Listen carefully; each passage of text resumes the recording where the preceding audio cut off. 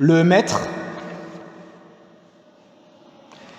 Le mètre est sans doute l'unité de mesure qui a connu le plus grand nombre de définitions dans les temps.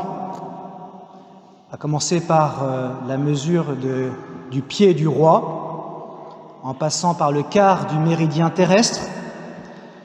Le mètre, du latin metrum ou du grec métron, le mètre signifie mesure.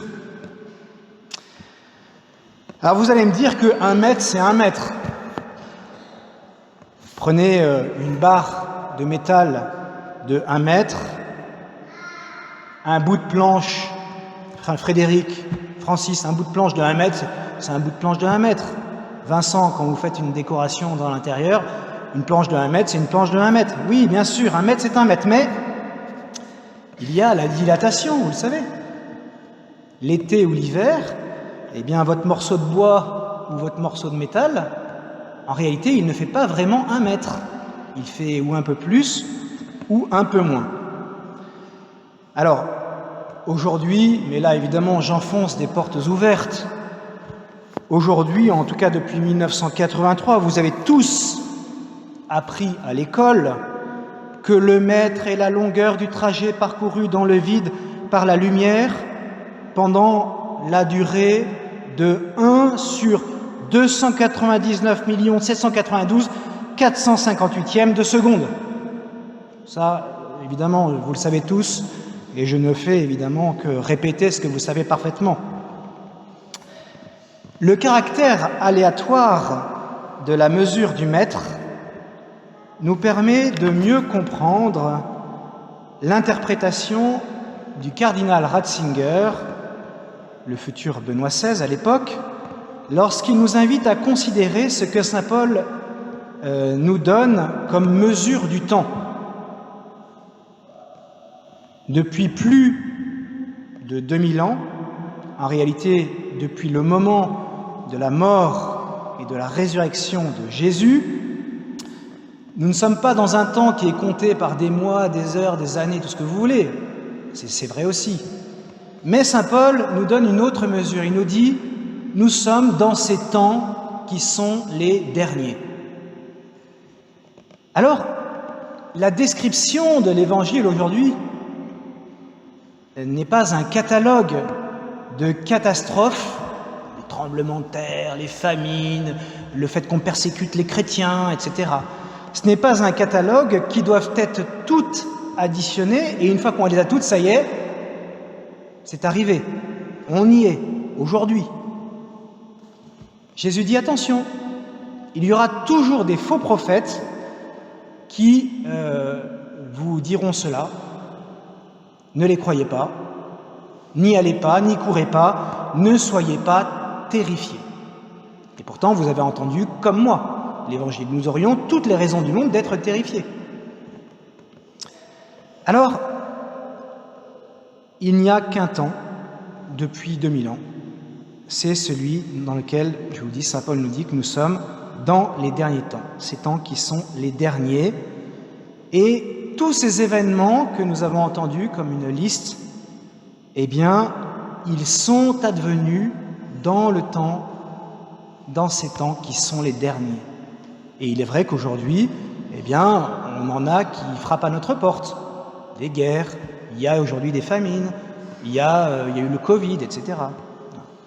Mais Jésus nous dit, et c'est la première chose qu'il dit lorsqu'il ressuscite, « N'ayez pas peur ». C'est Jésus qui nous le dit, « N'ayez pas peur ». Dans la tempête des événements, pensez à un bateau, une barque prise dans la tempête, eh bien la peur ne sert qu'à prendre de mauvaises décisions. Nous avons un militaire au fond de l'église qui joue avec sa fille d'ailleurs. Il peut, je pense, corroborer ce que je viens de dire. Donc dans la tempête, quand on a peur, eh ben, on ne prend pas les bonnes décisions. Alors quelle doit être aujourd'hui la mesure de notre attitude dans ces tempêtes que nous traversons et que le monde traverse? Premièrement, Jésus nous invite à et là, ça demande une grande ascèse intérieure, un grand détachement. Jésus nous invite à abandonner nos sécurités provisoires. Il n'en restera pas pierre sur pierre. Et quand Jésus dit ça devant le temple, qui était une merveille, il est évident que ceux qui l'ont entendu ne croyaient pas ce que Jésus allait dire. Comment ce temple? Quand vous allez aujourd'hui à Jérusalem, vous voyez que les pierres de fondation du temple, elles sont énormes. C'est pas possible qu'il n'en reste pas pierre sur pierre. Et pourtant, voilà. Eh bien, le Seigneur, par cette image, nous invite à abandonner nos sécurités provisoires. Alors, imaginez, vous êtes à fond et puis vous avez raté un virage, vous êtes dans l'abîme, vous allez vous écraser sur le sol, vous pouvez toujours mettre le frein à main. Il n'y a pas de problème. Vous pouvez croire que ça fera quelque chose. Ou pas. Voilà. Abandon de nos sécurités provisoires. Jésus nous apprend à ne pas être déstabilisé par le changement. Et évidemment, je fais référence maintenant, comme exemple, aux scandales et aux déceptions qui sont venus de l'intérieur de l'Église. Eh bien, il nous faut probablement abandonner l'image qu'on avait peut-être de la stabilité intérieure. Le bateau est vraiment dans la tempête. Eh bien, Jésus continue de nous dire, n'ayez pas peur. Deuxièmement, dans la tempête, il faut guetter l'étoile. Et l'étoile, c'est Jésus. Acclamez le Seigneur car il vient. Le soleil de justice se lèvera, il apportera la guérison dans son rayonnement. Voilà la promesse du Seigneur. Même dans la tempête, le Seigneur vient et il apportera la guérison dans son rayonnement. Troisièmement, et c'est saint Paul qui nous enseigne aujourd'hui, dans la tempête, il nous faut rester droit et loyal, ou le redevenir. Paul nous invite à ne pas vivre de façon désordonnée, il nous invite à être exemplaires, en fait à lutter contre toute hypocrisie, contre tout mensonge, contre toute vie d'apparence. Quatrième point, ça fait beaucoup, je suis désolé, c'est l'écriture aujourd'hui. Quatrième point, eh bien, le Seigneur nous fait comprendre pourquoi, quelle est la raison pour laquelle nous sommes aujourd'hui dans la barque qui est secouée par les flots. Cela vous amènera à rendre témoignage. On est dans la tempête, les flots viennent faire tanguer la barque. Jésus nous dit, cela vous amènera à rendre témoignage. Oui, nous avons à rendre dans la tempête, rendre témoignage de notre fidélité, de notre amour pour Jésus. Rendez compte de l'espérance qui est en vous, quoi qu'il arrive. Je me permets de vous poser, pour terminer, une question, si Eugénie accepte que je la pose. Ah, elle est plutôt pas d'accord. Où est votre vraie vie?